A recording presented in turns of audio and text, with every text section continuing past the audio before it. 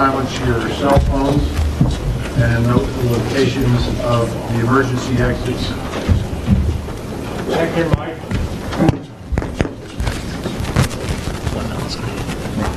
I'd like to have a moment of silence for the victims of yesterday's plane crash in Teterboro. It's lucky that it didn't turn out to be a lot worse. Two ends.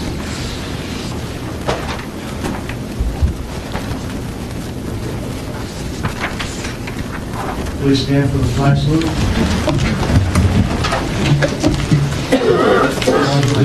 To the flag of the United States of America and to the republic for which it stands, one nation, under God, indivisible, with liberty and justice for all.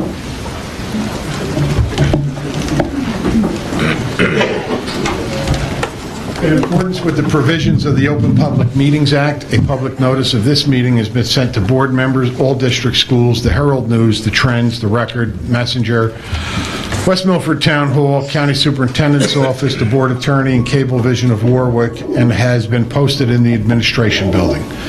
Copies of the board meeting calendar resolution were provided to all local media, Town Hall, Township Library, and all district schools. Roll call, please, Mrs. Francisco. Mr. Bailey. Mr. Seidowitz. Here. Mr. Drew. Here. Mrs. Dwyer. Here. Mr. Foodie. Present. Mrs. Fritz. Here.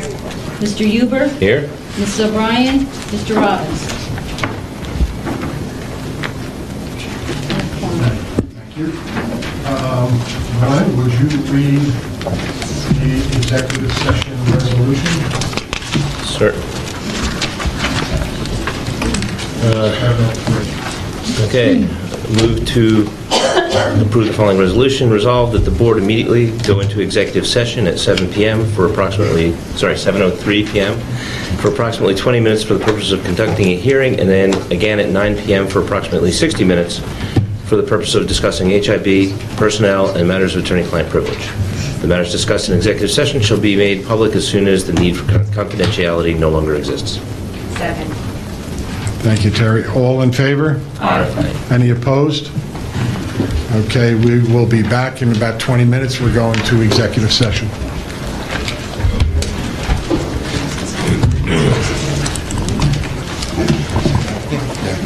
It's for grievance hearing.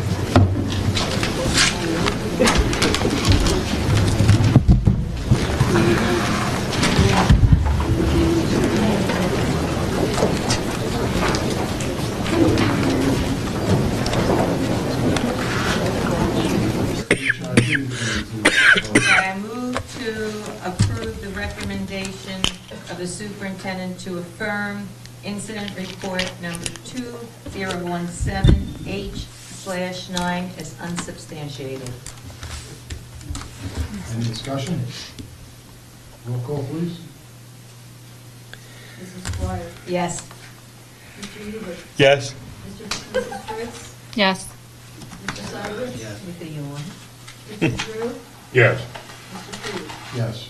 You're going to be all right to drive home? Yeah. Motion to adjourn. Thank you. Second. All in favor? Aye.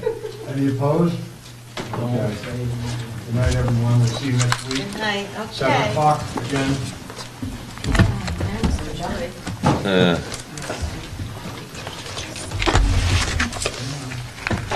it.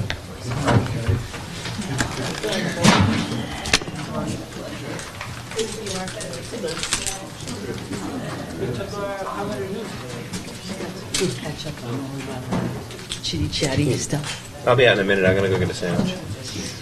You need to get some sleep. I got to load up on food. Why before midnight?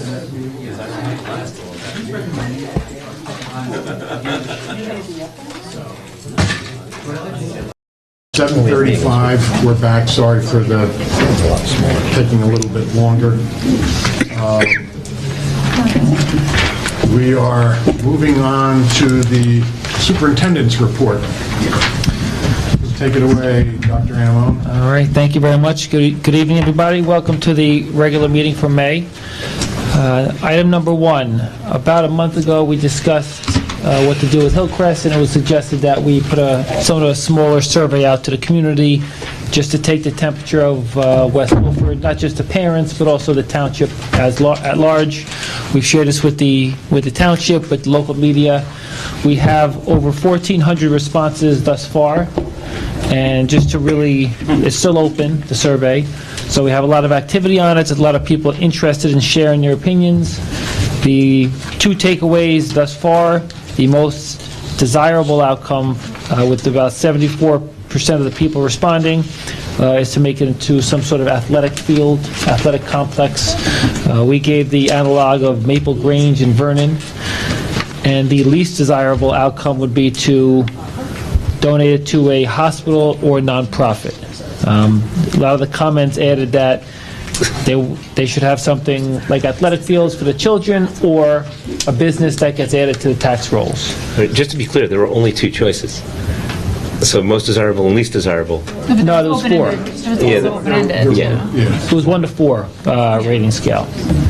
So that's still open, and we're still love for anybody who has not yet responded to log on to our website, and it's just a 4 or 5 question survey. It should take you 2 or 3 minutes to complete it. So we'd love to hear from you. It's a big item on our moving forward in the district, and it affects everybody in the community one way or the other. Second, the maintenance garage cameras update.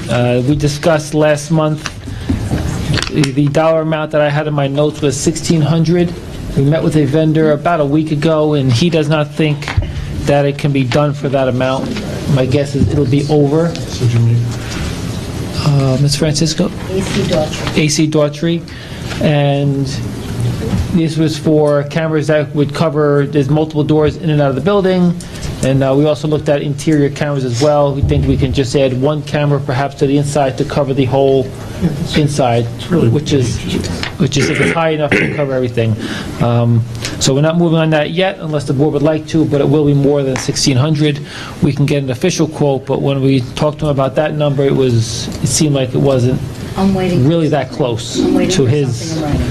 Right, but the sense I got was it was not going to be slightly over that. It was going to be, times 2 or 3 or something like that.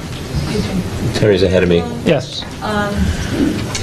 We also, somebody brought up the fact that coming back with the buses at night is not safe for them. Did we look into lights and cameras for outside when those bus drivers come back? Our electrician has looked into it, and that'll be addressed this summer. Okay, thank you. Thank you. Is that why the cameras came out more expensive? Because we added out exterior cameras to the estimate? I don't know. I think it's just going to cost more than that. These are all interior cameras? These are interior and exterior. Okay. So, but the wiring, it's just the few costs plus labor and whatnot. So, Who's our alarm company? I thought we used Ultra. No, they wouldn't do that kind of work. No? They do our fire alarm monitoring, our security monitoring. all right. Next up, about 2 weeks ago, we had as did almost the entire world, there was a giant Google Gmail phishing epidemic or outbreak. It affected Fortune 500 companies, municipalities, school districts, and obviously just everyday people. We did a quick investigation that same day, and we sent a memo out to the community that there was about 20 or 25 emails affected. We spoke with Google Security about 2 days later after we were able to take a breath, and it turns out it was a little more comprehensive than that. We had 123 emails that were affected that clicked on the link that they shouldn't have. So we've changed passwords. We've changed passwords, and we don't believe there's any data that could have been compromised, but we are taking every precaution to make sure it doesn't happen again. Next up, the water update. We are, as per state regulations, every water outlet in a school district has to be tested for lead. So we are in the process where we've already tested. We're now waiting on results. We have slightly over 20 fixtures that have tested higher than the allowable amount. Many of those have tested less on the second time we've tested them. Nonetheless, we're replacing the outlets anyway, and by an outlet I mean a water fountain A drinking faucet, in some cases, is one classroom with a faucet which tested high for lead and a bottle filler attached to it which did not. So we're very inclined to think it's in the fixtures itself, not necessarily the water. All right. Aptua School had so many water fountains test high that we obviously took them all out of circuit, but we bring in bottled water to Aptua, so they'll be on bottled water until we can get it all repaired. And once it's repaired, we'll send our water testing consultants back to each school to retest the new faucets. And we think that should solve the problem. All right. Second to last, this did not make it here, but I'm going to read it out today. We have an update on our senior class walk, and this is the first year we're going to try it. Here we have our senior class advisor working with our high school administration. What we're going to do with our graduating class is the last day of school, or second to last day of school, bring the kids in for a breakfast, give them their cap and gowns, and load them onto 5 buses. We'll walk over to Westbrook, and we'll have our graduates that went to UGL go back to UGL and walk the halls. The kids will be in the hallways cheering them on. We'll do the same for all of our elementary schools. It will sort of hopefully be a new tradition here in West Milford. Again, this is our senior class walk, and that's for late in June. So we're excited about that. And it's a great idea. Fantastic idea. And lastly, we have a couple tickets left for this Saturday's West Milford High School Athletic Hall of Fame fundraiser at the Bloomingdale Firehouse. This is an organization created earlier this year by a Hall of Fame committee led by our athletic director, Mr. Trentacosta.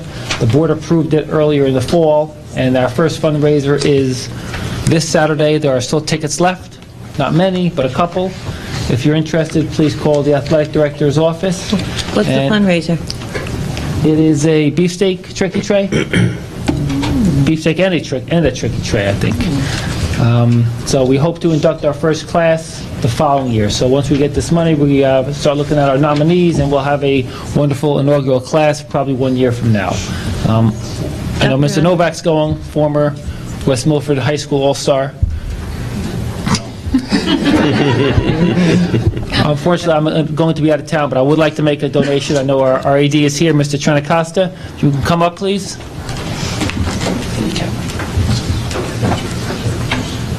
Okay, thank you. Thank you. First, the real check. Oh, thank you. This one's nicer than it. This is all. Yes, he does. Okay. Mr. Zero. Thank you.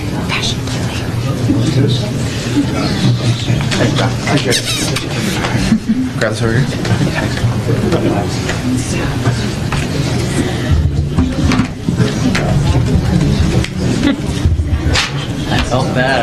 Terry had a question for you. Yes, Mrs. Dwyer.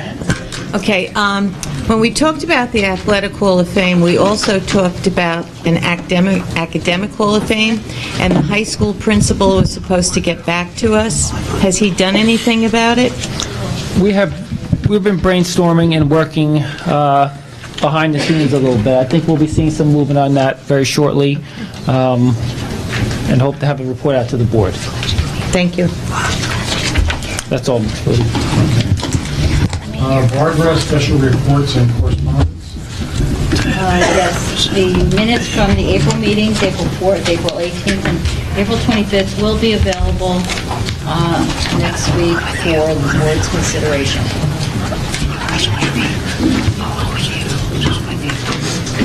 Joe, legal report? Okay, we have a very full agenda tonight to be discussed in executive session. Okay. President's report. As you know, we had a committee meeting of our board goals and district. We couldn't get a quorum for that meeting. However, our New Jersey school board's representative gave me the packet on the superintendent's evaluation. I would like to hand those out for the board only to receive and review them at next Tuesday's meeting, so that we can review it and look at it real quick. That's step one. We're gonna have to write Alex for that meeting, okay? We will then write a summary or narrative report which documents the majority opinion of the board. Step three will be the board receives the summary narrative document, agrees that it reflects the majority opinion of the board, and again, Alex will need to be riced for that meeting. I'll provide copies of the summary report to Alex a few days prior to our scheduled summary conference. And step five, the law requires a majority of the full board and the CSA meet in executive session, legally advertised, and again, CSA has received a rights notice for this summary conference. The evaluation is discussed and the minority opinion can be voiced. The Board of Education President and the CSA sign and date the document. And Alex then will have 10 days if he wants to make any comments to that evaluation and the narrative. And then step six, we start the process all over again next year for our goal setting, and so I will hand these out to everybody next Tuesday, all right, and we'll have a quick discussion, and I'll send you a quick note regarding that. And also, the only other thing that I have to report is, or say, we need, after our meeting on the 25th, it got a little heated. Please be recognized before you're spoken, before you speak or spoken to, all right? And the comments are addressed to the board, the chair. They're not addressed to the audience. I mean, we gotta start going by the rules. All right, petitions and requests. Petitioners who have requested to speak prior to the meeting will be first. You know what? I have Mary Ellen, I don't know how you pronounce it. Condratino? Canditino. Okay. And Heather Camarado, Michelle Kish, Joe Marie Frederick. Since we don't have the video available this evening, and he's got new videos, I would like to cancel a pull from the agenda. Joe, what was that? Number 19. Number 19, under personnel and special action.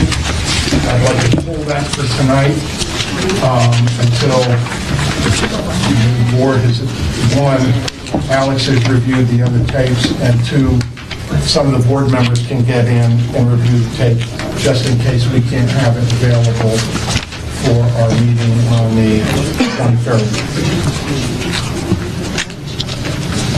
Yeah, So I don't know if the four people would like to speak tonight or like to hold off until the following week.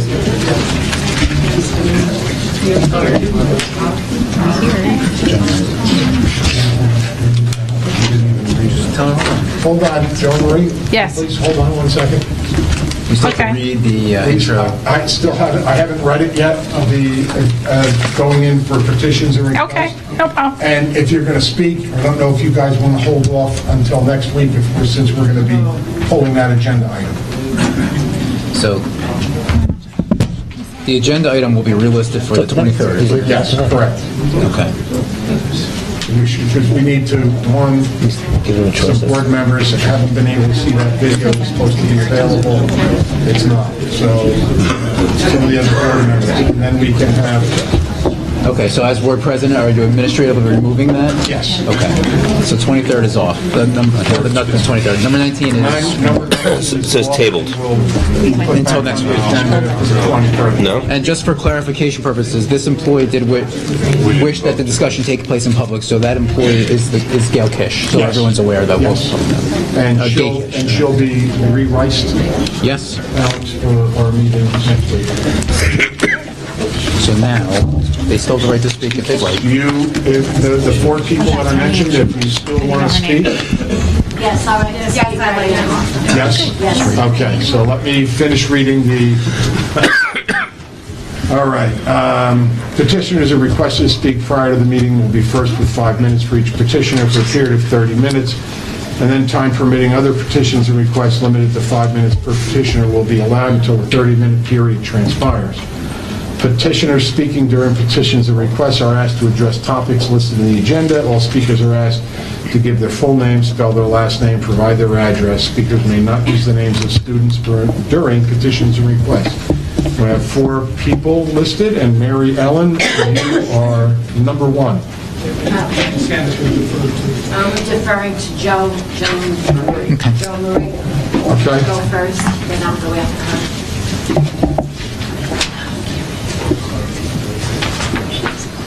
Hi, Joe Marie Fredericks, 38 West Shore Road, West Milford, New Jersey. Good evening. As you know, my name is Joe Marie Fredericks, and I stand here tonight as president of the West Milford Bus Drivers Association. It is with great sadness that I feel the need to relay this story. On Tuesday, May 2nd, Gay Kish, a highly respected and explanatory bus driver for 21 years, experienced a medical emergency while driving her run. Having been under a doctor's care for this problem, she was well aware of the implications that would soon occur if she did not find a bathroom facility. With 10 students already on her bus, Gay knew her upcoming bus stop is a close friend of hers. She called her, telling her she had an emergency situation and needed to use her bathroom. While her friend watched the children, Gay then resumed her job as her friend returned to her house. Upon completion of her run, Gay voluntarily went into her supervisor's office to reiterate what had happened and what she did to protect the students. Her supervisor took down the information, and the rest is history. The rest is why we are here now. I guess the real question here is, could she have done what she could have done differently? We all are human. We all are subject to occasional stomach issues, but there is a big difference here. We are not all protected by the ADA, the American Disability Act, like Gay is. Have we become that district, those people who don't view people, but as a problem? Are we that short-sighted that we can't put ourselves in this position?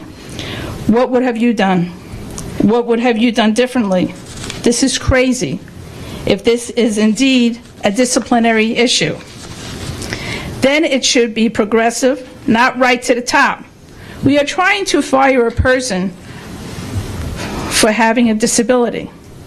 This is a new one. I thought we protected people with disabilities. I thought we were all lifelong learners, not vindictive, cruel, or retaliative.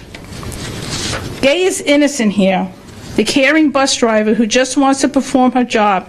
No one would want to be here having their gastrointestinal issues discussed in public forum, unless their job was important to them. That is worth it. How low do we go? Where does this stop? Please dismiss this ridiculous resolution and react to humanity. Humans elected the Board of Ed, humans who voted because they care. Humans put faith in the Board of Ed to lead the school district. This doesn't reinforce that. It's embarrassing and mortifying. Ask yourself, what would have you done? My guess, not a darn thing different. Okay? That's what I have to say. And I also have a petition from the bus drivers that was signed, again, by the bus drivers. And I'll read that really fast. We are the West Milford Transportation bus drivers. We appreciate the opportunity to show our support to bus driver Gay Kish and her continued employment at West Milford Transportation. Gay started as a bus driver 21 years ago. Gay has gone without incident for over 2 decades. On May 2nd, Gay was not feeling well. She had been on medication and unfortunately gave her severe gastrointestinal distress. It was a medical emergency that put her under extreme distress and required her to get to the bathroom as soon as possible. Gay pulled over at a designated bus stop and had a friend watch over the children on board the bus while she was sick in the bathroom. The West Milford Bus Drivers Association has a contract, a collective bargaining agreement under Article 11, disciplinary procedure. It states disciplinary actions, including the removal of a bus driver from a run, shall, depending upon the nature of infraction, normally include the following in order: 1, verbal; 2, written warning; 3, suspension without pay; 4, discharge. It is understandable that the administration may want to address this issue, but these are clearly extenuating circumstances, and to terminate her job when she has had such a good record after 21 years would be unjust at best. Please consider one of the first 3 steps rather than jumping immediately to the final step for the discharge. Thank you for your time.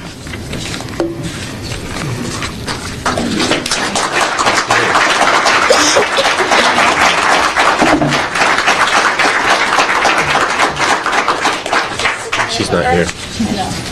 Actually, Barbara for. Yeah. To Barbara. Barbara can put it in her mailbox. Mary Ellen?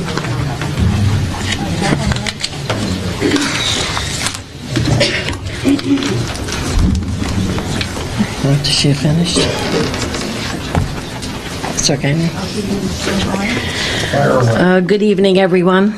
My name is Mary Ellen Candratino. I live at 42 Papsco Road, Hewitt, New Jersey, and I am a friend of Gay Kish, and I would like to speak on her behalf.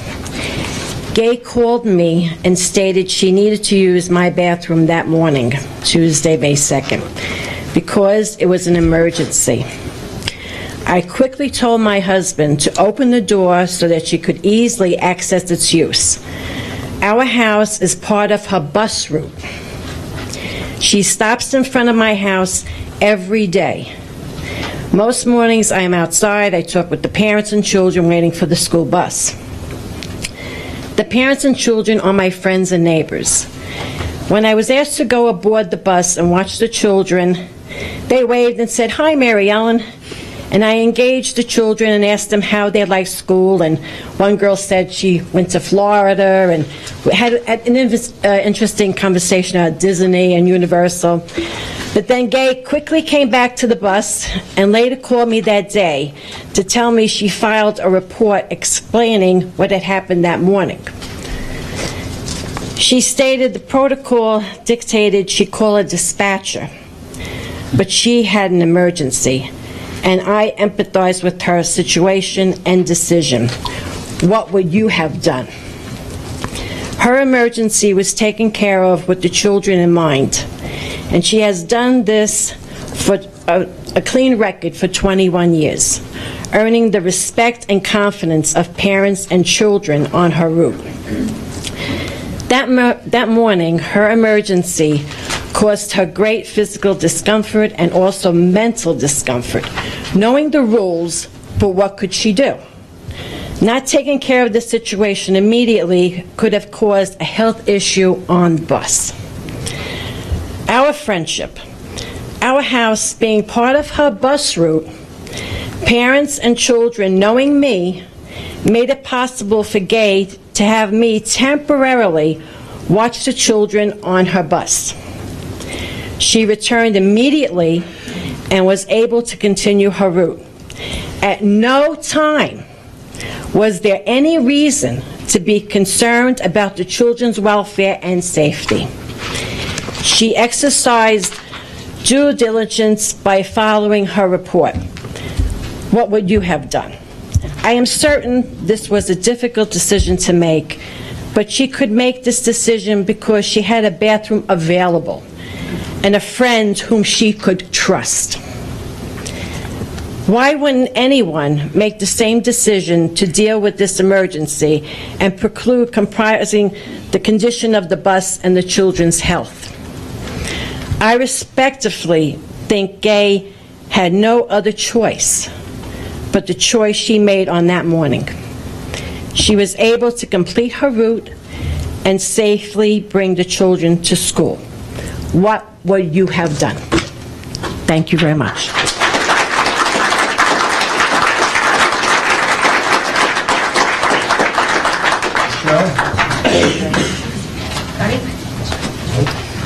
Somebody else?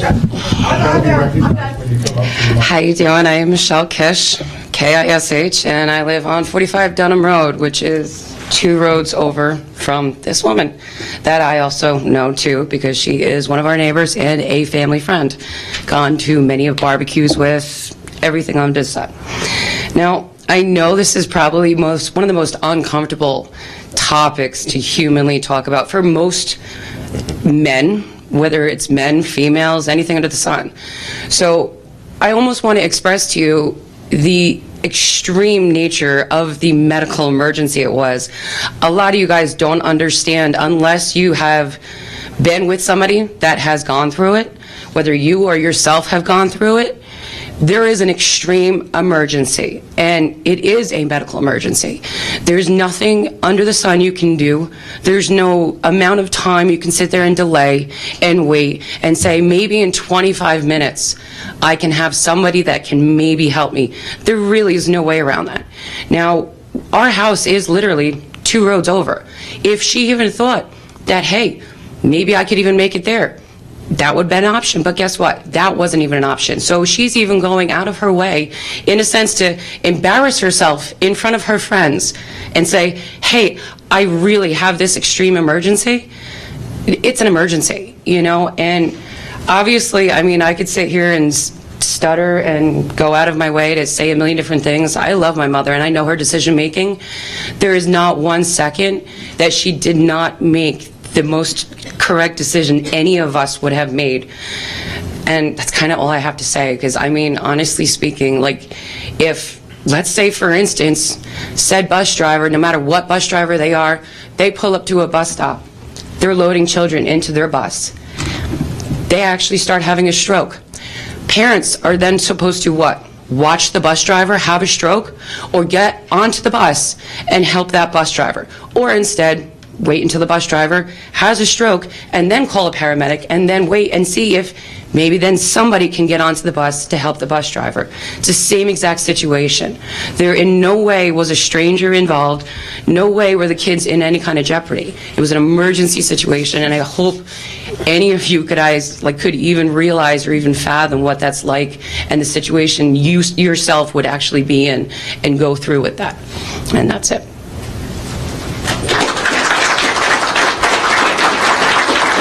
Heather?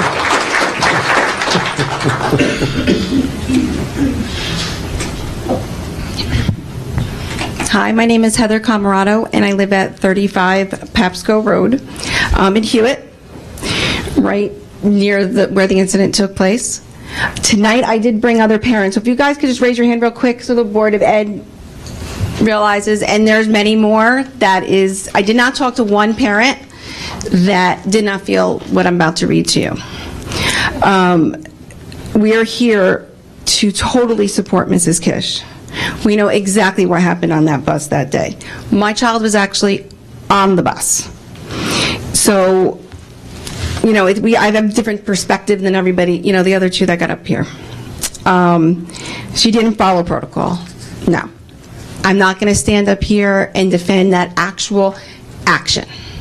We do agree that you guys took the right approach by stepping in and taking a look and saying, you know, what is going on with all this? The children were not stressed at all. Many of you probably have kids, you know when they're stressed. They come off and the stories are like insane. I had to ask my son, did something happen on the bus today? You know, it was really no big deal to them. They are actually, so you know, being more stressed by her not being there. That is how loved this woman is. The students who ride the bus and the parents trust her, without a doubt. She's been with the district for 21 years.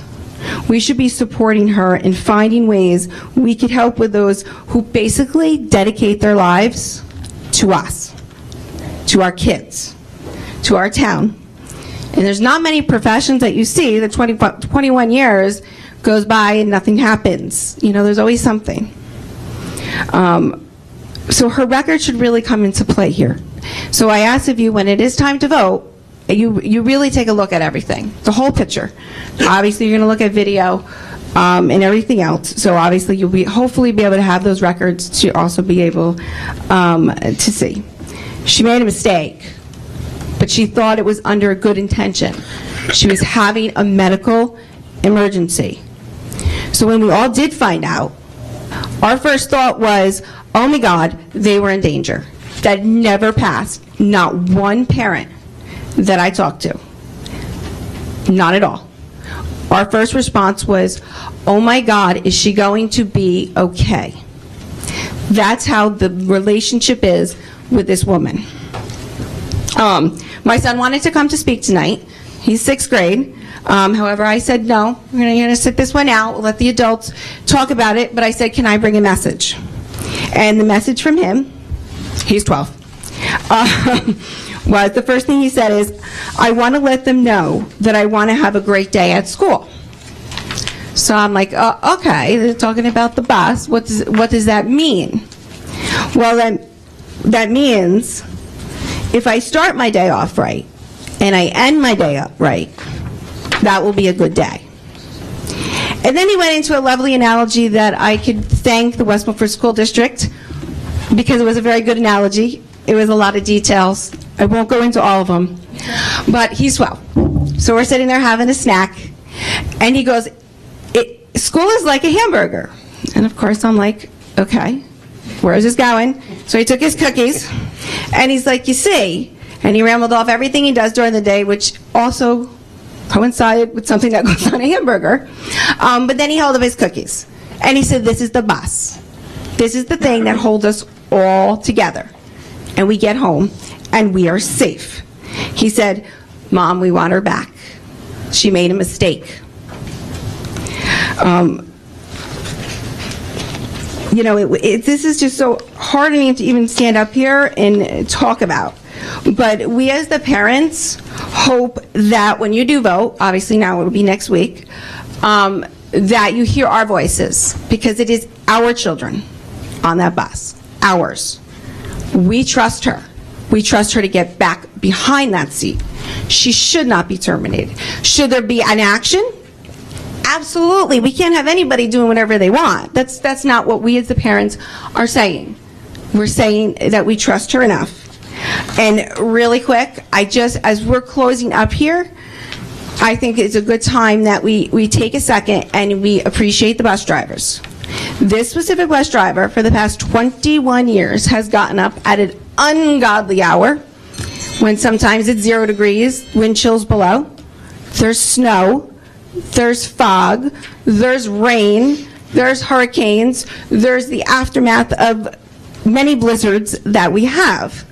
And we need to trust that. We need to know. So I would never stand up here and vouch and say, I don't know if many of you know me, but who do know me is, you know, I protect my children, and I'm not afraid to say it. So for me to be up here is really, really important. So from the bottom of my heart, I'd like to thank Mrs. Kish and all the bus drivers.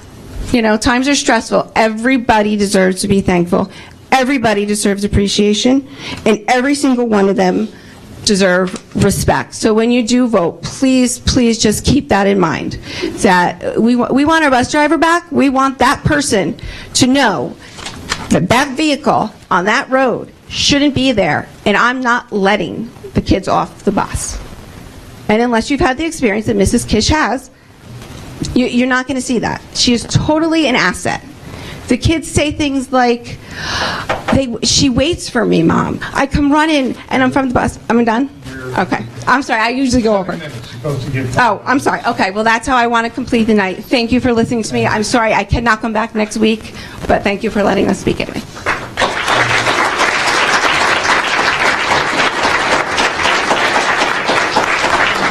Is there anybody else who would like to speak? I saw hands up over there first, if you don't mind. It's only going to take about 5 seconds.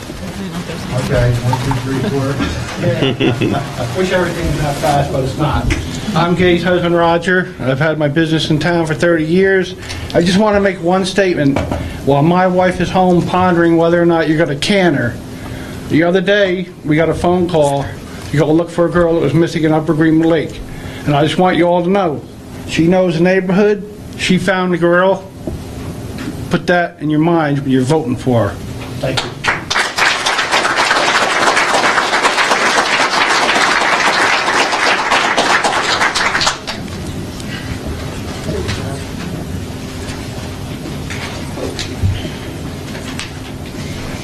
Good evening. My name is Connie Burton, 81 Pinecliff Lake Drive, West Milford.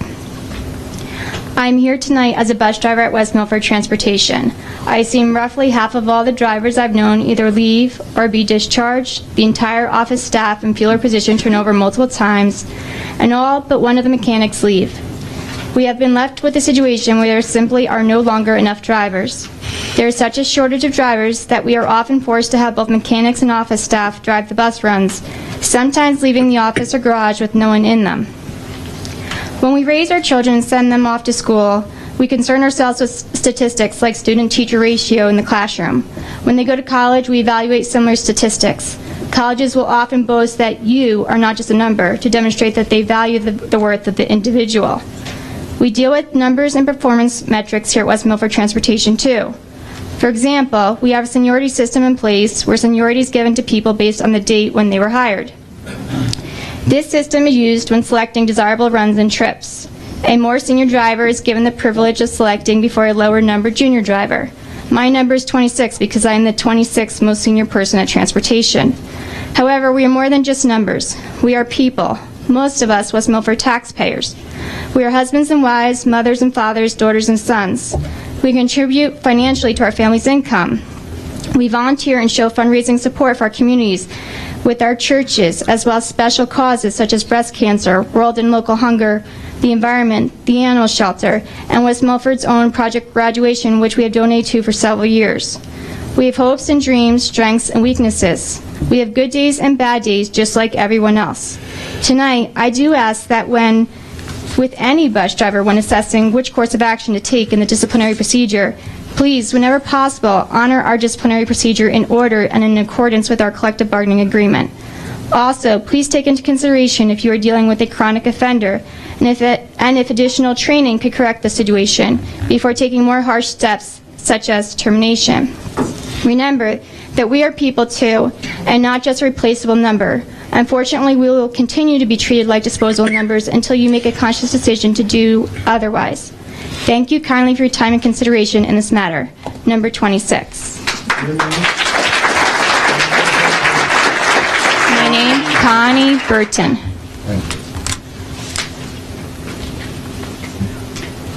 Just let you know that I'm number 3 of the driver in seniority.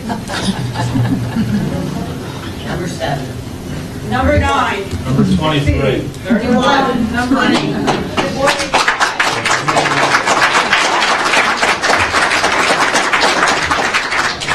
Good evening. My name is Sandra Diodone, D-I-O-D-O-N-E-T, 30 Chatham Road, Hewitt. Actually, the mother of your first state champion, so I'll plug that in. 400 meters, 2015. So West Milford has been very good to our family. My husband told me, you have to come to this board meeting, and as an assistant superintendent in Patterson, I love board meetings. So when he told me that I had to come, I knew it was serious. And so I don't interact much with Ms. Keish, but when I do have the pleasure of dropping off my son at the bus stop, she has been nothing but pleasant. Obviously, based on what she's done and said, she told on herself, basically. And so that talks about her character, her integrity, and her work ethic, which we have to consider. As somebody who's on the upper echelon of education in my district, does she deserve a consequence? Absolutely. Does she deserve termination? I don't think so, based on what I'm hearing. So I just have a few questions in my mind, such as, is there a standard operating procedure for emergencies? What about progressive discipline? Did she have a union rep present to help her? All these are questions that perhaps she did, perhaps she didn't, but those are things that you as a board, I would ask that you consider before you make this statement, before you make your decision. Lastly, I think that safety did play an issue here. I would much rather her go as a mother, not as an assistant superintendent, go to a friend's house that she knows doesn't have a criminal record, than to continue to drive and end up with 10 kids that might be hurt or die eventually if she couldn't concentrate on that road. And you know how that mountain could be. And so just consider those different facts when making your determination. Thank you.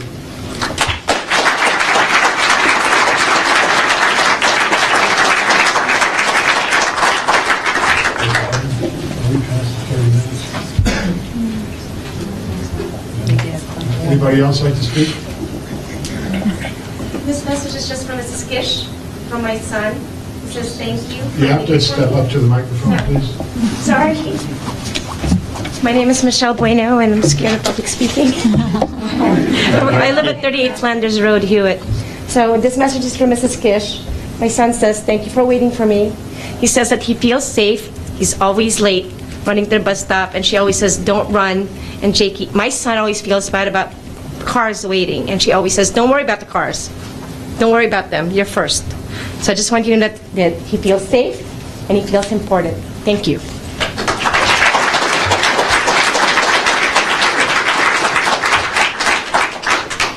Is there anybody else who would like to speak?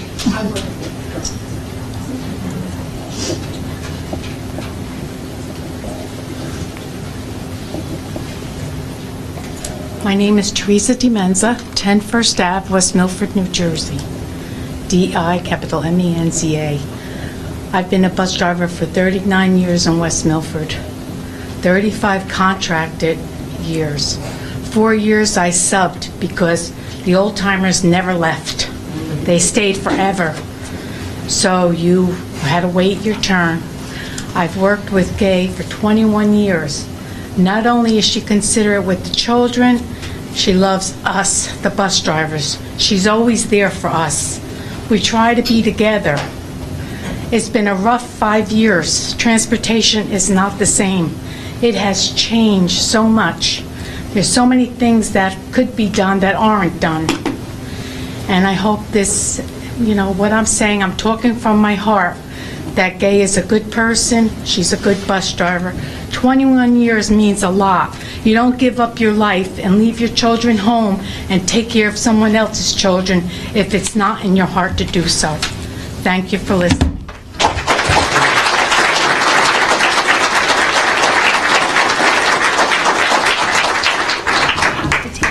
Anybody else? No? All right. Seeing none, I'd like to move, close petitions and requests. Second. Thank you, Glenn. All in favor? Aye. Any opposed?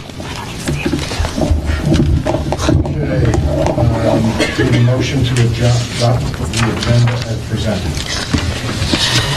As amended, with a hand carry. And number 19 is moved till next week. It's withdrawn. Number 19 has been pulled until next week. I move to adopt the agenda with the withdrawal of item number 19 under personnel, with the hand carry and as amended.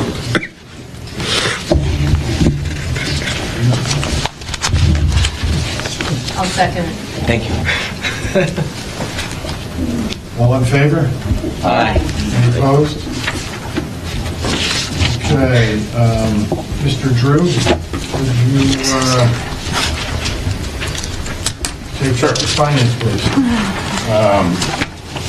The special action items for this meeting are numbers 1 through 6. And I move all 6.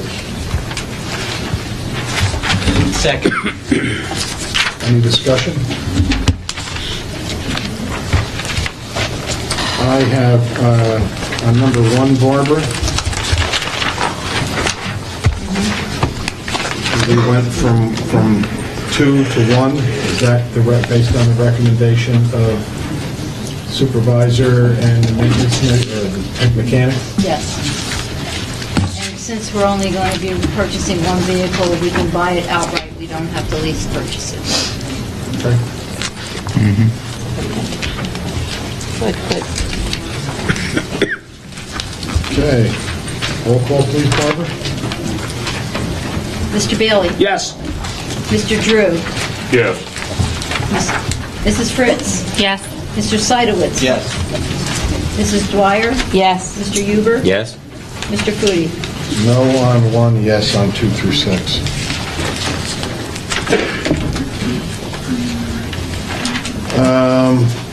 Mrs. O'Brien isn't here. Terry, I'm going to ask you to... Oh, boy. Okay, so let me just see how many she has here. Move to approve items 1 through 18 under Personnel and Student Affairs. Second. Oh, and the hand carry. Go back. 1 through 18 and number 20. And number 20. Second. Any discussion? I have something to say. Okay. I'm very sorry to see Terry Charles at the board office leave and retire. She has been an asset to this district. She has worked above and beyond what she needs to do. I know as a first-year board member, I called her and I said, I need a copy of all the policies. And I thought, all right, 2 weeks. She had them in the next day. She's just a magnificent employee, and we are going to miss her dearly. So I just want to recognize her.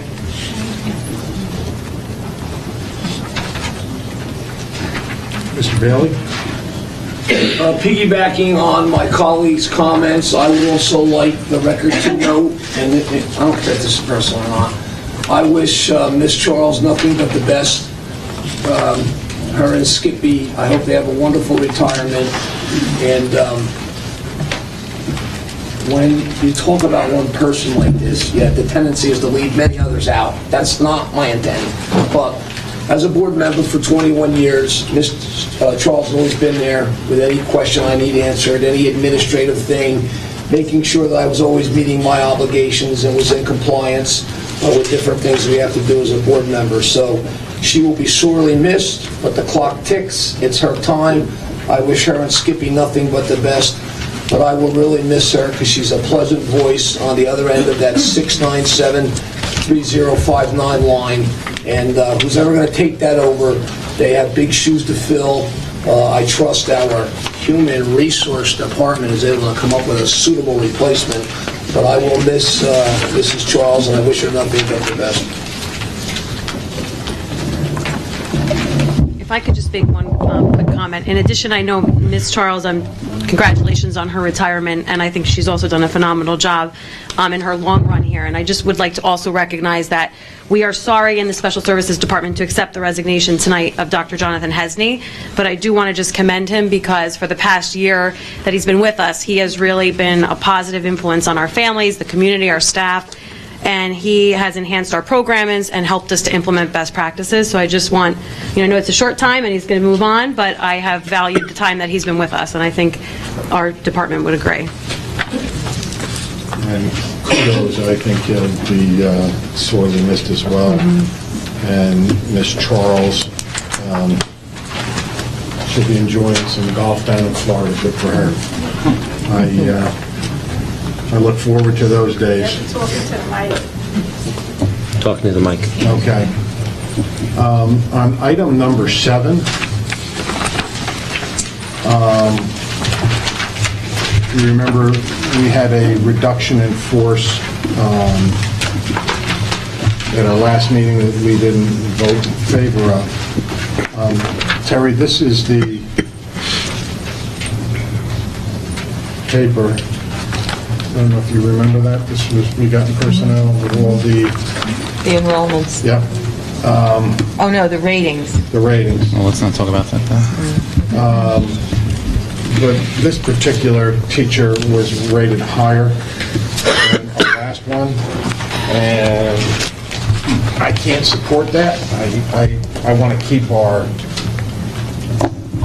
high-performing teachers, and I think that we all want to have the best possible teachers that we possibly can, and in getting rid of one of our top 5 non-tenured teachers, there's 40 on that list, 20 in the elementary school, but I can't vote for that again. It wouldn't be correct.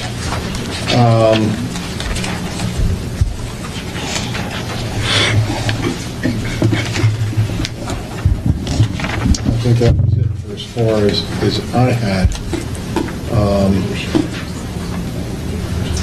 Anybody else like to say anything? Okay, roll call, please, Barbara. Yo. All right, didn't say you raised it fast enough, but thank you.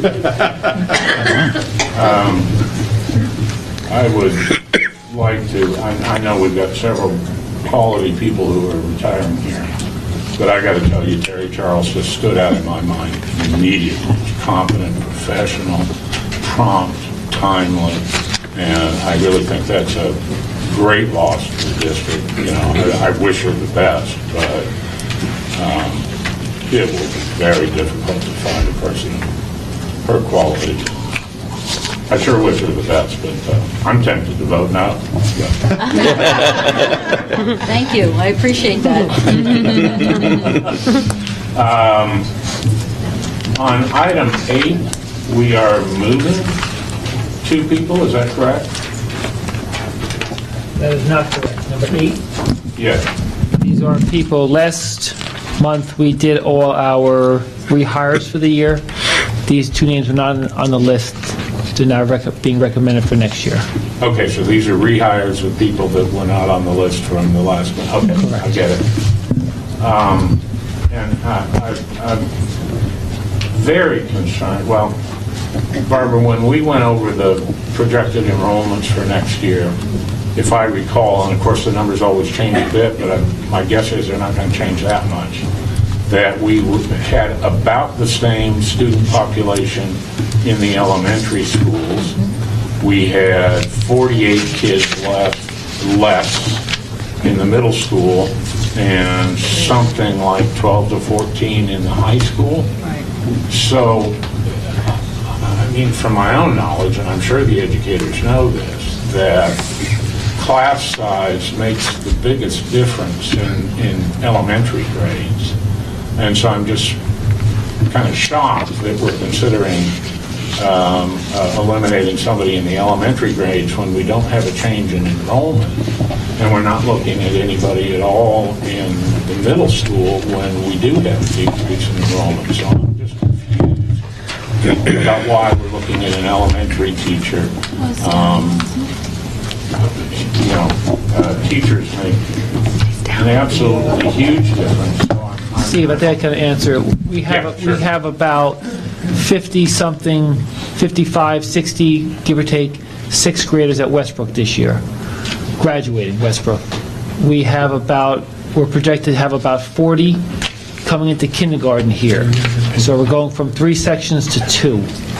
All the other grades will stay the same. So it's just that we're going to have 1 fewer elementary section next year compared to this year. So we do have a loss of about 1 class size in the elementary. Not about 1 class size, 1 class size. Yes. Okay. All right. So that's different than that. initial information. I'm very concerned that, presumably our evaluations are accurate. They're worth something. If they're not, I don't know why we take all that much time to do it.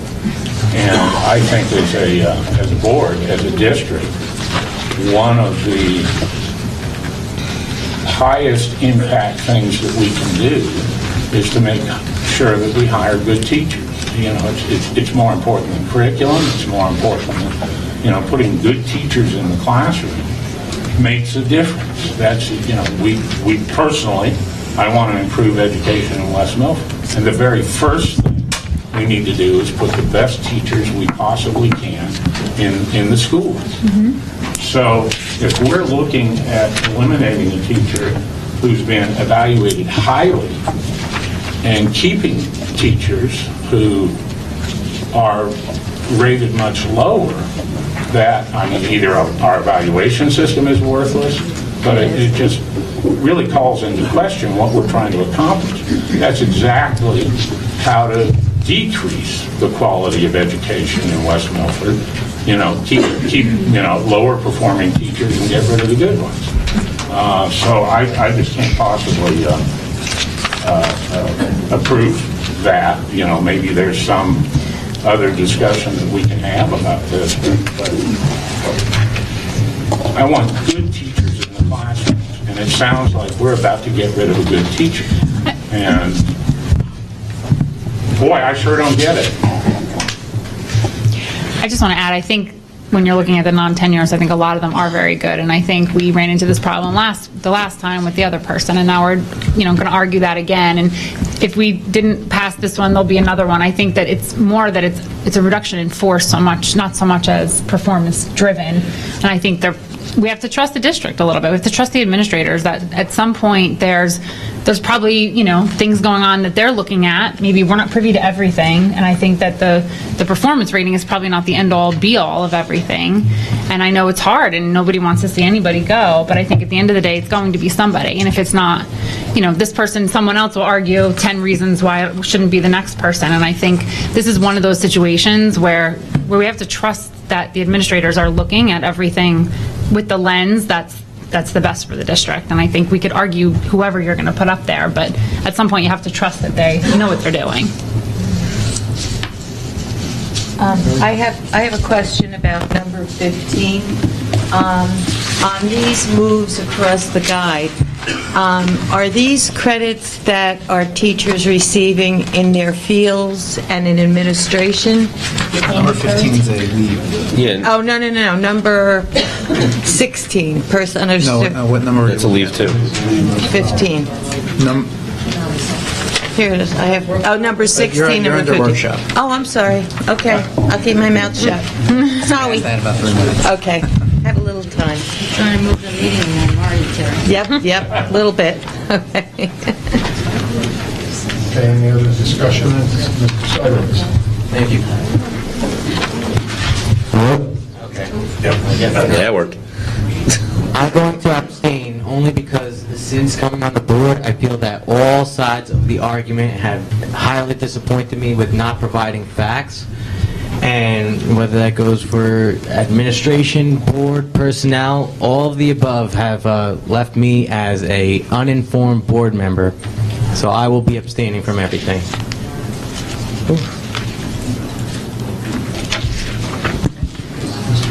One other quick comment. We're moving somebody to a long-term substitute, and I wonder... What number? That's number 10. I wonder if any consideration was given at all if we're riffing somebody someplace else. That's for this year, though. It's a short-term leave. We have somebody going out from May 17th through the 5 weeks. Yeah. So this is just a short-term. Yes. I just always think you ought to consider it. It's a replacement for number 9. All right, got it. When we allow somebody on leave of absence or to extend leave of absence, does that mean that we're required to hold the position open for them when they decide they're coming off leave of absence? If continued, yes. Is there a time limit on that? 2 years. 2 years. It depends on a lot of factors, including which law we're talking about and if we're extending it, other issues. So generally, no. Okay. Depending on the law we're talking about. All right, I got my questions answered.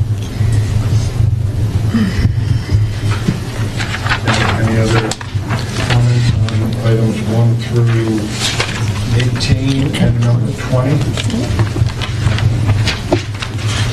Okay, roll call then, please, Norma. Mr. Bailey? Number 7, no. All the rest, yes. Mrs. Dwyer? Number 7, no. Everything else, yes. Mrs. Fritz? Yes. Mr. Drew? Number 1, no. Number 7, no. And yes on the rest. Mr. Huber? I like that. Number 7, no, yes to the rest.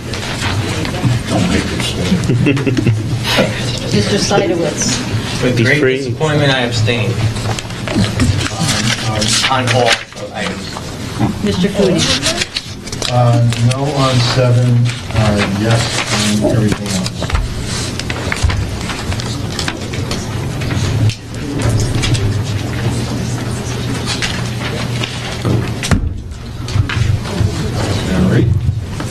Okay, all right. We got a point of order?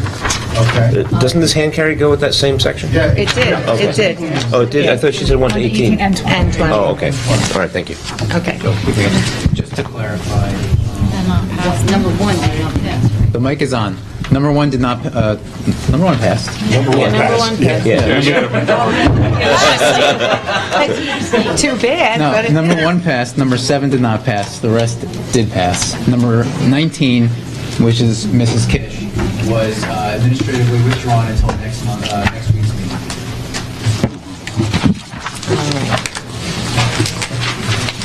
Do you have these 5 votes to accept the resignation? Sorry. Majority of the quorum. Unfortunately, you can't force anybody not to do that. Larry? Okay, move to approve item number 1 under education, and item number 2 will be moved after executive session. Second. Any discussion on item number 1?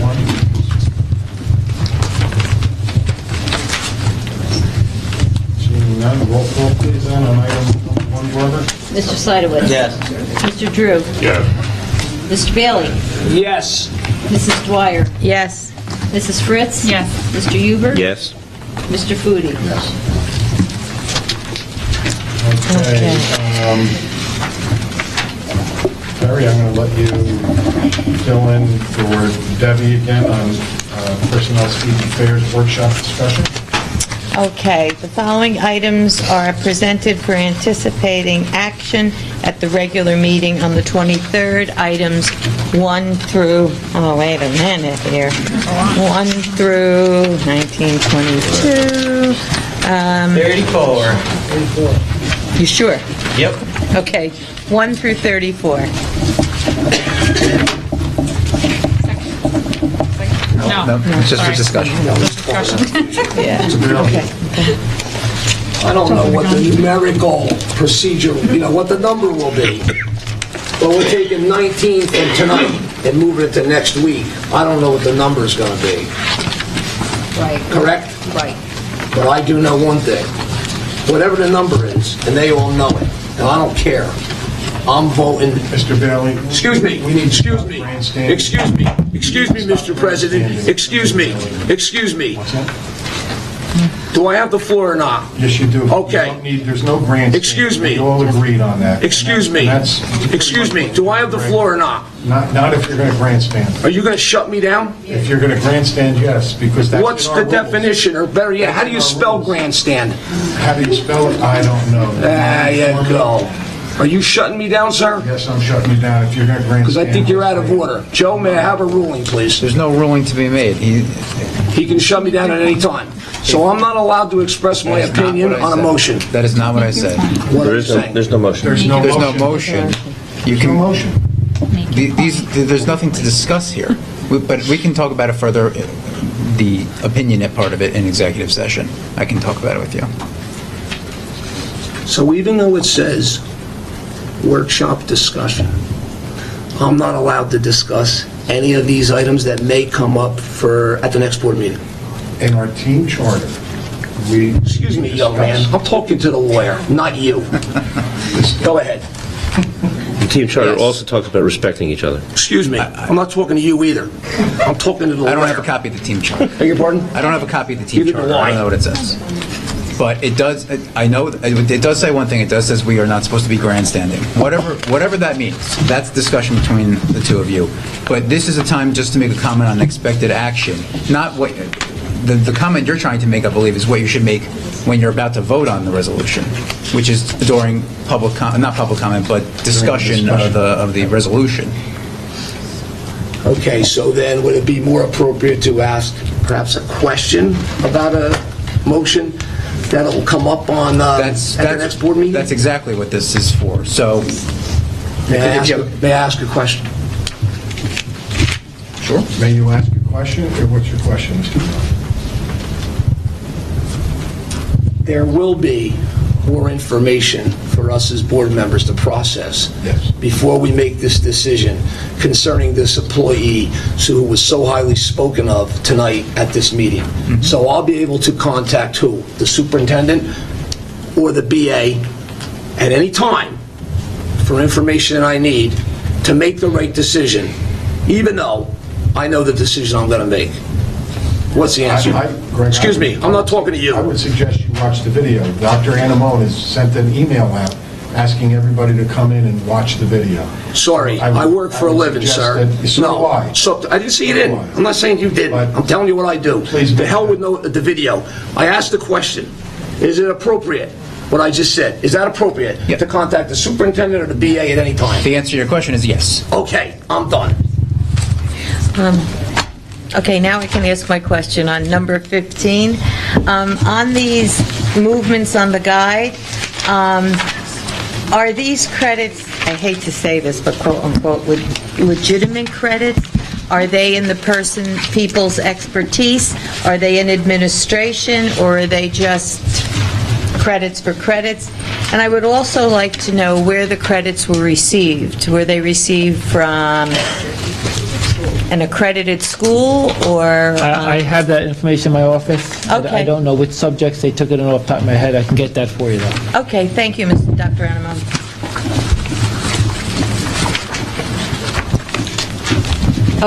And I have another, I'm sorry. Number 19, the District Evaluation Advisory Committee. What is this, and will it include an evaluation of our board? Could you tell me the number again? Number 19, the district... DEAC? The DEAC was created a few years ago. It must be maybe 4 years ago, maybe, by the department. That every district needs to have a DEAC. This does not involve board evaluation. This involves staff administration. So that's probably the group 4 years ago that selected, that reviewed different evaluation models and selected Danielson over Marshall or Strong. Okay. Is there a board evaluation? I mean, we do, I know we do our own, a self-evaluation. Okay. It's a little, it's All right. just, that's not what this is. Thanks. Okay. I'm done. This is for Mr. Novak and Dr. Anamone. Items 17 through 23 list a number of committees. And I'm going to ask you guys to, if you would, at the next meeting, briefly run down those committees and give a brief explanation for the public's edification, because I think it's going to be very revealing about how the district works and what we're doing for the students in the district to just do that. And this is kind of a nice opportunity to have them listed and just go right down the list as part of the agenda. All right? Yeah, it's a good idea. If you'd please do that, I'd appreciate it. We'll do that. You said, I'm sorry, hold on, Jim. You said The committees. 17 through 23. 23. Okay. Right, and just you notice the language on the bottom, we did change. It used to say NCLB, Title 2A, now it's going to say ESSA Title. What number is that? All those, on the bottom. Okay. yeah, it used to, that's new language this time because the ESSA reauthorized NCLB. So that's going to be federal money that we're funding this through.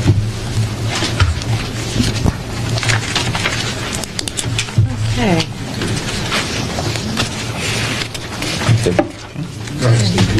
I've got two questions.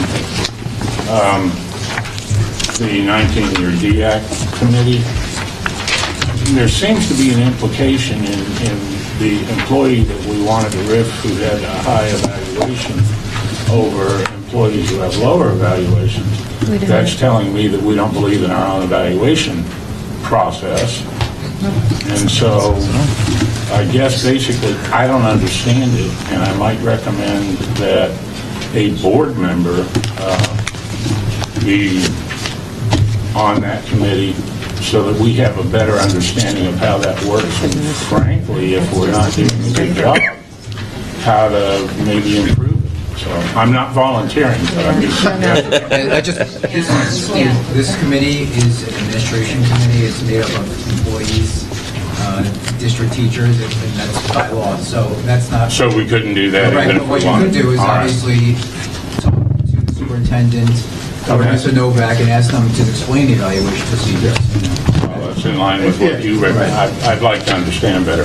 Well, we can do it again in the Education Committee, I believe. Okay. Kind of give you a once-over. You know what would be nicer is that the board have a better understanding of what it is. So I would, if Dan could do that as part of a education report, I think that would, that way everybody knows, and it's not just a committee, all right? Because I think it's probably important. Yeah, quite frankly, I think some of the pushback you guys are getting as administrators is because the board isn't well enough informed. And I think if we were better informed and had a little bit more certainty, I think we'd probably not have some resistance where it exists. And I guess I've got kind of a similar comment about 17. That's clearly a fairly important committee that makes recommendations regarding high dollar amounts. And, but I don't understand how decisions are being made.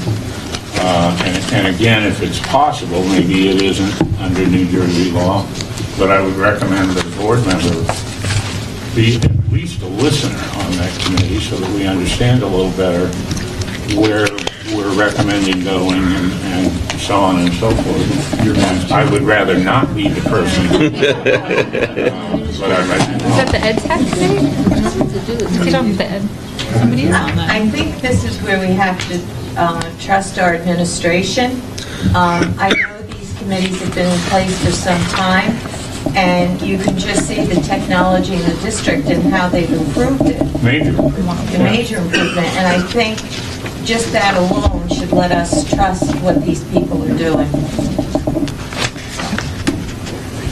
That's just my opinion. We'll give the board a once-over of all these committees at the next board meeting. What each committee does, what its purpose is, what function it serves, and how does this role connect to our district goals, really? How does it further our district goals? Any other discussion on any of the items under personnel?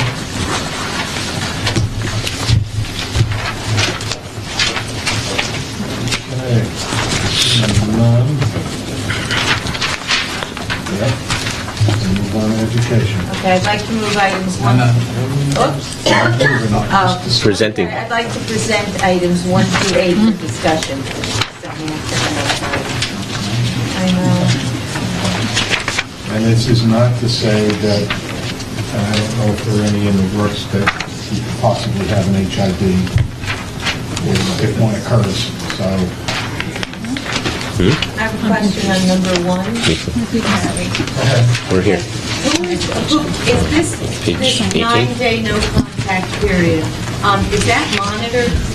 Does somebody monitor it? Our athletic department does. It just means no practice, no scrimmages, no weight room, no anything. It's family time for 10 days, 9 days at the end of the summer, before fall sports start. It's not being done up at another field or anything. Nope, this is family days, family time for all of our children and their parents, and we hope they make the most of it and either have a vacation or a staycation, but they spend some quality time with their children. And I have, Yeah, go ahead. I have another question. On number 3, I know we introduced the freshman seminar this year, and I was not in favor of that last year. Could you tell me or tell the board if that was a success this year? That's actually planned for my my Director of Ed report next week, is an overview of freshman seminar to, past and present, where we came from, and the successes for this year. Okay, thank you. Do we have any idea, Barbara, on number 5? No, we don't have our entitlements yet. We don't have our numbers.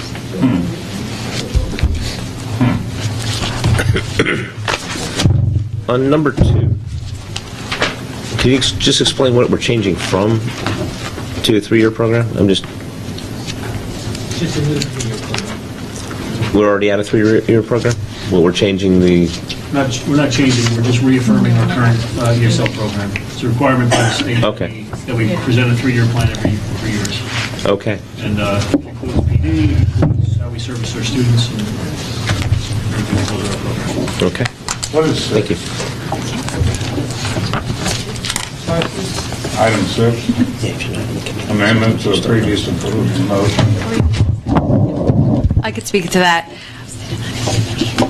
In one of our board meetings back, I think it was either March or April, we talked about our enrollment in our ABA autism program increasing mid-year. So you increased therapies, you increased a teacher mid-year, and because of the enrollment of preschool in our ABA programs, we need access to our behaviorist for an extra half day. So that's why there's seen an increase. Any other discussion? Steve, move on to budget finance.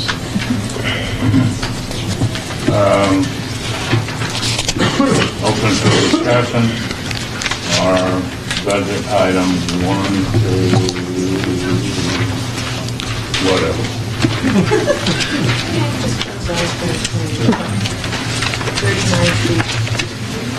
1 through 39. 1 through 39. Oh, that'll be a fun meeting. I have a question on the, I guess item 1 right off the bat. Me too. And basically, it's who chooses. I'm looking at several of these are professional, and of course, most of them have done an absolutely fantastic job. As I look at the tax over annuity companies, of the 7 presented here, 6 of them fantastic companies, and one of them I know is full of people who only care about their own commissions. And so I'm just wondering, how do we choose who's on this list? It was established a number of years ago, and basically the employees themselves determine who they want to invest with. So while we give them an opportunity to invest with each one of these companies, they might not have the clientele. That's as it should be. The employees should be. Right. They choose who they can invest. They Although I can plan on tell you one investing of with. them. Steve, let me know privately which one that is, because I have my money going to one of these companies too, so if you could let me know privately, I want to make sure I didn't pick wrong. That having been said, if we should be vetting these companies, and if there is a company that's not advisable, we should replace it with one that's better, because a lot of the employees, they're not stockbrokers, they're not investment counselors. They're going to pick something off the list and take the best guess. That's what the average person does. It's not your responsibility to vet people. No, it's not, but it would be a nice thing to do and good thing to do for our employees, and I don't think it would take much. No, I'm not, no, she's not saying it's not a board member responsibility. She's saying it's not a district responsibility. All right? It's no, but just because we're not required to do it doesn't mean we shouldn't do it. You know, unfortunately, the way the laws go, the more companies you have, the more chance you have of having the laws abused. Because we have to track the investment that each individual makes, because they're subject to limitations. And the multiple companies, you run into issues because they can then increase their contributions without us being aware of it. So there's many layers to this, and you want to restrict the number of companies as much as possible in order to safeguard the board. I didn't suggest adding numbers.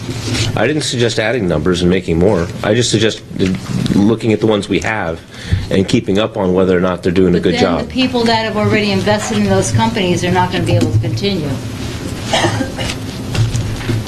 Or invested in those mutual funds. They're going to have to then liquidate and move to something else. All right. I have on number 1, architects, engineers.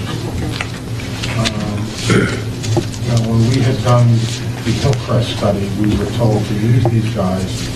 They would be the ones to bring us up a list with the most recommendations, the most creative, the most innovative, and we went with them and we got nothing. I personally, I would like to see them removed. I don't know how the rest of the board feels, but I'd like to see them removed from the list. If that's how they're going to treat us, we, pay them X amount of dollars and we don't get what we're promised. I don't want to use it. Well, if we have a contract with them, we should be asking our attorneys to enforce that contract. Enforce it, but that's how they are. Well, I agree. Yeah, I No. have to agree with Jim on this one. Well, I agree with that. We should do both. Mrs. Francisco, we've had problems with land, right? No, I'm not. He's not referring to that. I'm talking about the Carol Rabina. Oh. And part of the issue I'm not thrilled with where that we either. had issues and we're aware of it, if we leave them on the list, future boards may not be, and they might go down that path again. So I think if we really had a negative experience, we would be better off to revise the list so a mistake is not made again. Yeah. I have a question, another question. You good? All right. The professionals on this list, do they have any kind of a contract, or is it just an approved list for if we want to use them? Like, for instance, the attorneys, do we have an annual contract? Can we cease using them at any time, or are we stuck with them for another year if we approve them? It's usually an annual contract. We sign a contract for the school year. Okay. But the architects are on an individual basis? Basically, what we've done is we've had so many capital projects going on that we've used a number of different architects in order to address them. But it's by project, right? Basically. So really, the only ones on here that have the annual contract is the attorneys. Basically, it's just a record. It's just, they're listed as the architect of record. Normally, if we have engineering things that need to be done, I usually go to Land Associates first. So it's almost, it depends on the project who you would reach out to. Yeah, that would really, thank you. That was informative, but that wasn't really what I was asking. Okay. What I was asking is, the architects, we don't have a regular contract with us per project, but the attorneys have an annual contract. So if we use them, we're stuck with them for a year. Well, most situations, if you're involved in litigation or some kind of a court action, you don't want to change attorneys in the middle of that situation. You want to continue, you want to have continuity. Well, on that basis, once an attorney starts litigation for you, you're probably never going to be done with them. Because then they'll get a new case, and then another new case, and it'll just continue on and on and on. So... Are you referring to the special education attorney or another attorney? I'm asking general questions at the moment. Okay. Now, Barbara, everybody on this list is certified in some way by the state of New Jersey, right? Absolutely, we have to have the registration certificate.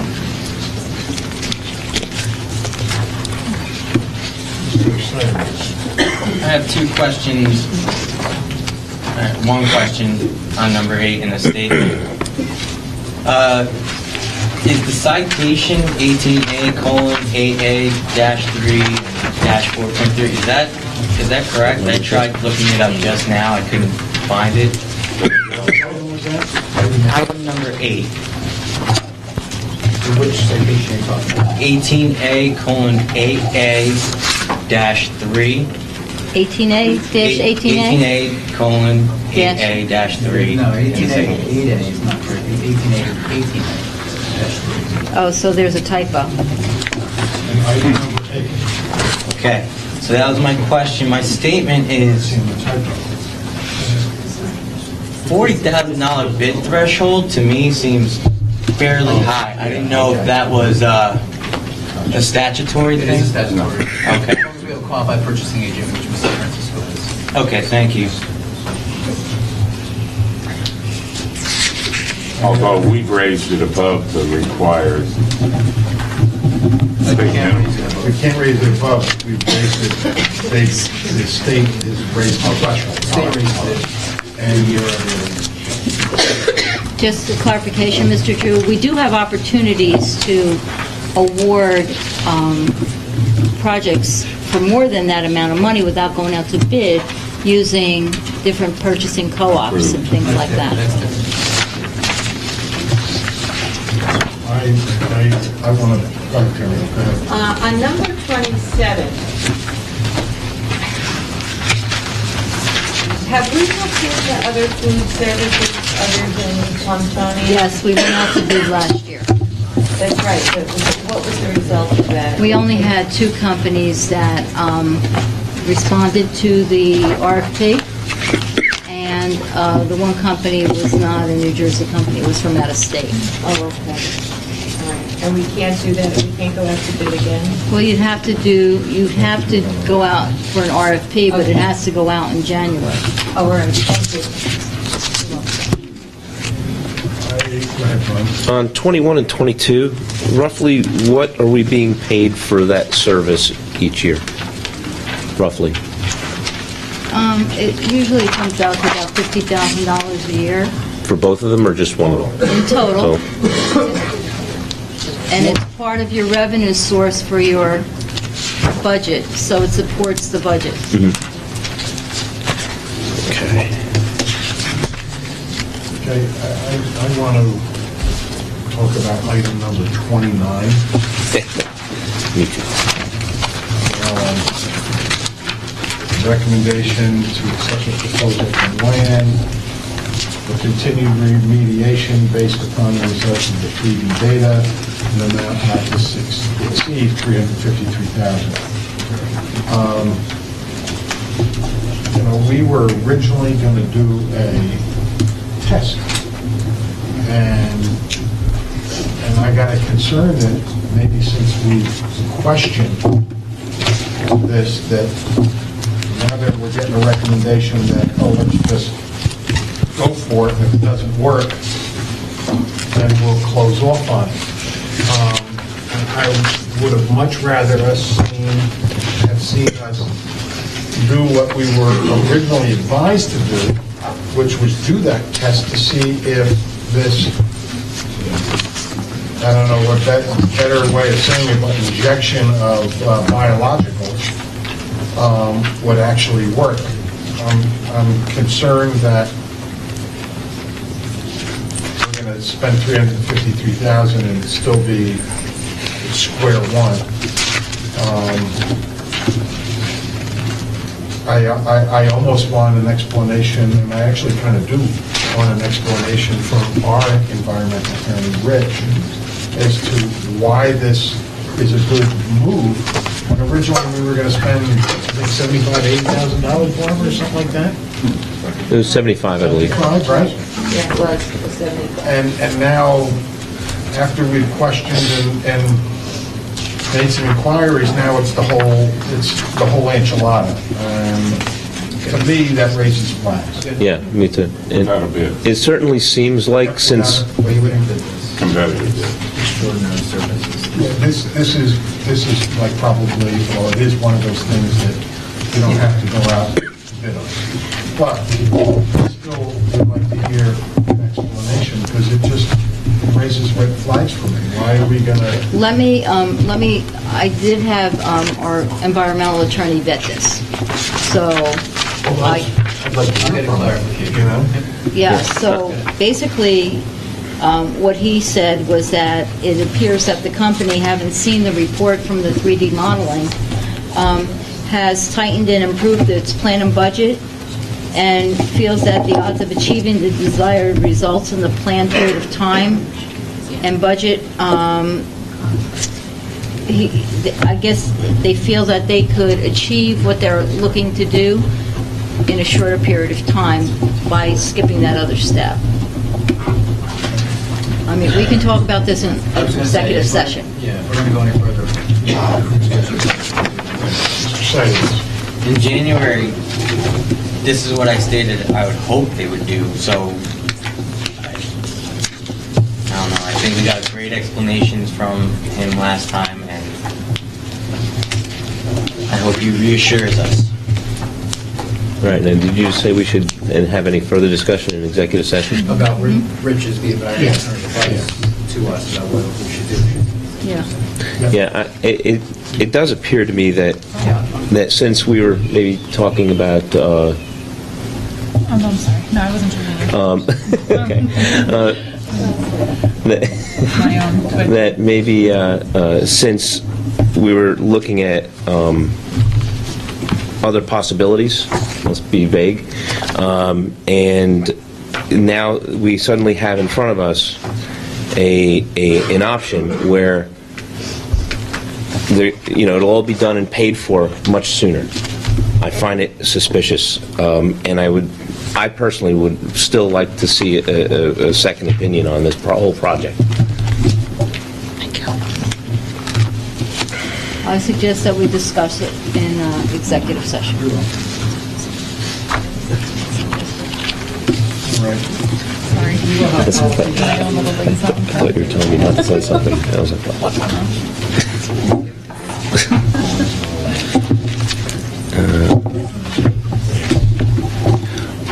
On number 33, just curious, what have we done historically along those lines?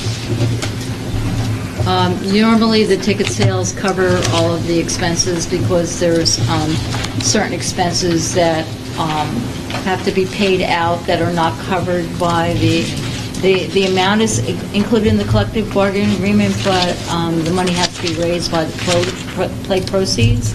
And in this particular situation, this is the first time we've been in this situation. All right, so proceeds came up a little short. Yeah, exactly. Okay. Barbara, is number 30 something we do every year? Absolutely. Yeah. Otherwise, you won't have any budget accounting system, personnel, or... I mean, the name looks familiar, but I just... Yeah, no, it's every year. It's a support for our software. Going back to 33, another quick question. Did they bring in less money this year than normal? Absolutely. Yes. Okay, so it wasn't a spending issue. It was No, it was a ticket sales. Okay, all right. All right. Okay, any further discussion? I want to thank the folks that were donating an auto to Auto Shop. That's very generous of them, and I think that'll give the students an opportunity to do some things they might not have otherwise done. And I think it's great the administration managed to find somebody to donate 11 podiums. If I'm not mistaken, that's... Well, presidential debate? Presidential debate. Yeah. One of the debates, I guess it was No, there were enough of them. Anything else under finance?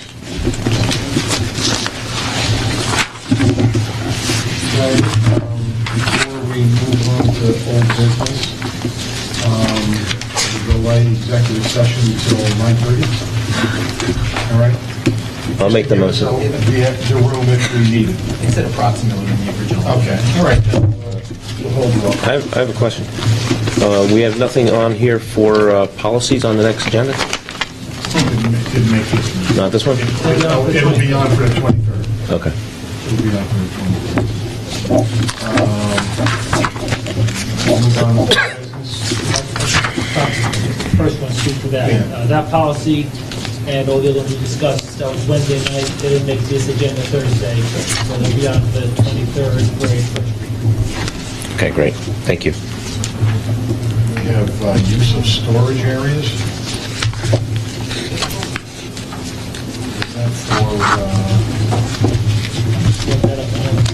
Is that the players? That was, I think, for the musicals. And I think athletics are having problems too. Is that The length of meetings and streamlining.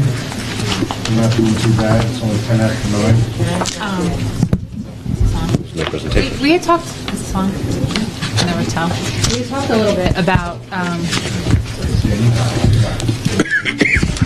with the committee meetings, looking at maybe how we can better organize them so that people may not be coming 2 nights in a row, and we can maybe switch flip-flops, so like personnel and education are in one night, and policy and finance are in the same night.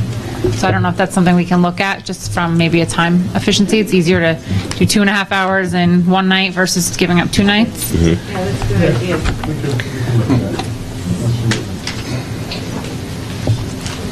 If you're not going to make it, one got a taste of personnel and I did them all. Finance. I went to all of them. It's nice to get a little, if you want to see, be involved on any of the other committees. There's a vacancy right now. Okay, go on to new business. Is there anything under new business? I have something. Oh, You know, I didn't put that. all right. I'm always impressed when I see people come forward with positive things about our school district, because there's a lot of good going on. And recently, there was a... Is this old? No, this is new. Okay, He's gotta close let's out close out old business. Okay, go ahead. But wait, I have one more thing for old. Old business should have on it the turf field testing. Yeah. Okay, that should be listed there so that until we have an answer to that, it's on our agenda. Okay, talking about the health of the children. It needs to get done sooner than later. Right. All right, Will, go ahead. Move to close old business.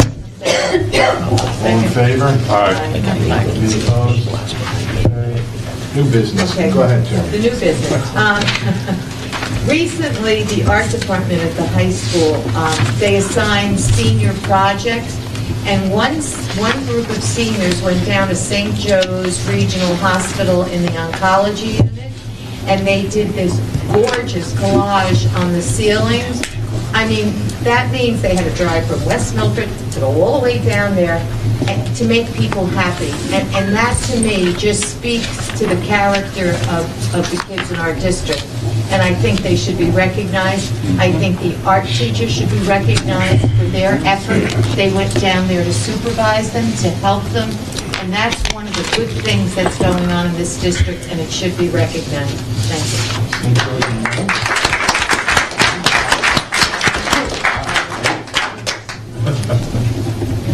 Anything else under new business? No? Motion? Wait a minute. Were we going to discuss the mottos and, This next meeting, I think. We had our ad hoc committee meeting last Thursday night. We couldn't get a quorum, so we did have a meeting with school boards, and so we turned it into an ad hoc meeting. We have a district slogan for 17-18, a vision statement, a mission statement. We have district goals, and we have Board of Ed goals that will be recommended for approval next Tuesday. for 17, 18. So that'll be on the agenda. Pardon me? We'll get that in. It'll be on the agenda. I'll send out, copies of that to everybody so they can see it beforehand. Okay, anything else under new business? Seeing none? Closed new business. Second. All in favor? Aye. Any opposed? Okay.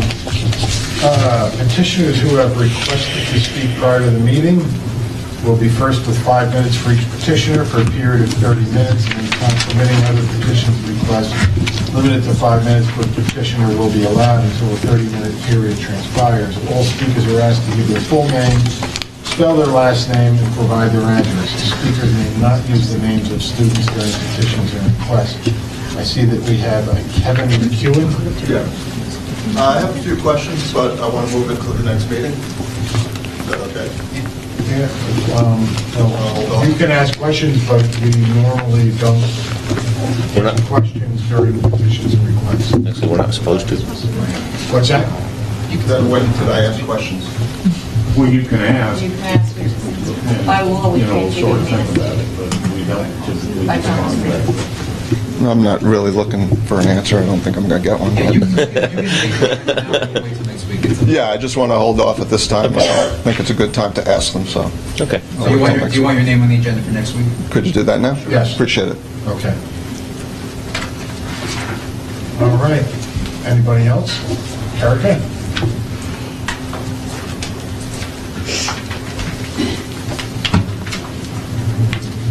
Erica Crocco, 153 Ridge Road in West Milford. I'm coming to you this evening as president of the West Milford Players and their association on behalf of our board. I have been actively involved with the West Milford Players for approximately 15 years now. I'm currently the acting president. We have some other board members here with us as well, both our secretary and our student liaison who attends West Milford High School. As some of you may be aware, the West Milford Players has been serving the community since 1980. So we're actively involved for 37 plus years. We are currently the only standing theater group that has survived in the community. Ringwood, unfortunately, and surrounding areas have lost all of their community theater groups, so we are proud to know that we've been here for 37 plus years. Being that we provided amazing theater to West Milford and the surrounding areas, we also are a theater group that gives back to our community. With every production that we do, we give back to a nonprofit organization. I'm not sure if the board and any of the people here know that, but we do like to pride ourselves on giving back to our community. Some of those organizations have been worldwide as well as local. The organizations that we have provided to locally have been the West Milford Playground, the Animal Shelter, Pride, the New York, New Jersey ASPCA, the Project Graduations, Community Food Drives, and the IC4U Foundation. Some of the other organizations that we have committed to worldwide have been the Veterans, the MS Society, Operation Smile, Toys for Tots, the American Cancer Society, just to name a few. We are proud to say that we have been giving back to the community and organizations for 37 plus years. With the uncertainty of what's going to happen with Hillcrest, part of the discussions that we've had tonight, we are finding ourselves losing our home of 37 years. So we're reaching out to Mr. Foodie as well as Dr. Anamani, and they have been kind enough to give me some assistance in possibly assisting us with getting Macapin for use as our future facility theater. We hope that the board will consider allowing us to do so that we can continue to bring community theater as well as provide the organizations that we have been able to graciously give money to all these years. We additionally have very small storage space at Hillcrest. With, again, the uncertainty of knowing what's going to happen with that, we would hope that in the interim of trying to decide what to do with that, we would be able to utilize the small storage space, and it is a very small storage space that we use within Hillcrest, one being an attic and one being one room. That's pretty much all that we utilize there. So that we can continue to bring benefits to the association here as well as the school district. It will also incorporate a young younger students to be able to come into the community. So though for those who can't do necessarily the high school production or the Macapin production, it will allow us to be able to utilize some of the younger people in the facility. My daughter, being in the high school locally, is currently the student liaison for the last 4 years for our board. So we also incorporate a student liaison into the district to be able to give back to the community. So just in closing, we want to be able to utilize the space if it's at all possible. We ask graciously that the board consider that. We did have the permits provided to us that we will be filling out accordingly. And we just want to be able to emphasize that we want to continue to give back to the community and be able to provide that theater with the use of the Macapin School. And I'm happy to address any questions or issues that you may have, but we certainly are not in any intention to be able to use the facility in any way that will incorporate any additional expenses to you guys directly. We just want to be able to continue doing the good that we've been doing and bringing it back to the community. Thank you for your time.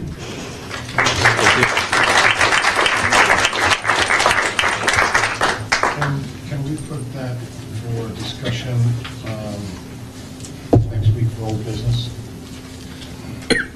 Well, there's a protocol, because you have to go through a facilities request. No, I understand that, but just the possibility of allowing them to continue to use that little bit of storage space at Hillcrest until we figure out what's going on. Okay, so I would like it's to at just- least just discuss that. I know the facility uses, they got to cross the Ts and dot their Is, but if we can't vote on that now, Erica.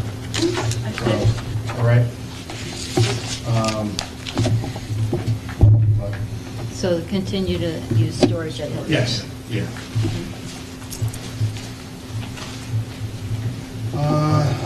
Anybody else like to speak? Seeing none. Move to close petitions and requests. Second. Aye. All in favor? Aye. Any opposed? All right, Glenn, if you could read the resolution for executive session. At 9:23 PM, I'll move to go into executive session for the purpose of discussing an HIB, personnel, and matters of attorney-client privilege. Second. All in favor? Aye. Any opposed? Okay. Yeah, we will take this. We're taking action out.